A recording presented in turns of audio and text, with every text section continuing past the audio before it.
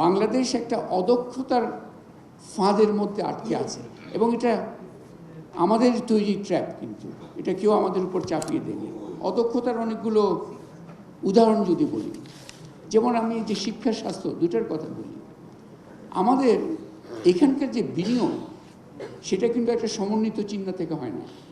শিক্ষার বিনিয়োগ শুধু যদি হয় শিক্ষা ভবন তৈরি হবে, তাহলে শিক্ষা মন্ত্রণালয়কে নতুন করে নামকরণ করা দরকার, শিক্ষা অবকাঠামো মন্ত্রণালয়। কারণ শিক্ষা মন্ত্রণালয় তো শুধু অবকাঠামো নির্মাণ করবে না, শিক্ষা নির্মাণ করবে। সেই অবকাঠামো এবং সেবার যে যুগলবন্দি, সেইভাবে কিন্তু বিনিয়োগ চিন্তাটা হচ্ছে না। স্বাস্থ্যক্ষেত্রে 500 বেডের হাসপাতাল হয়ে গেল, কিন্তু সেবা হচ্ছে 50 বেডের হাসপাতালের হয়তো। এই যে অবকাঠামো এবং সেবা সমন্বিতভাবে চিন্তার যে বিনিয়োগ চিন্তা, এটাও একটা অদক্ষতার বড় ধরনের বিষয়।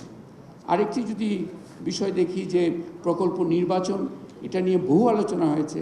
আমরা মাঝপথে ছেড়ে দিচ্ছি প্রকল্প, নিয়েছিলাম তারপরে বলছি তুক্কু এটা মনে হয় ঠিক করা হয়নি, এটা না করলে ভালো হতো। এই ধরনের যে প্রকল্প নির্বাচনের অদক্ষতাও কিন্তু একটা মহামারীর মতো আছে। আরেকটা হচ্ছে খরচের অদক্ষতা। এই যে অনেক সময় মন্ত্রণালয়গুলো টাকা ফেরত দেয়, অ্যাকচুয়ালি পারে না, খরচ করতে পারে না।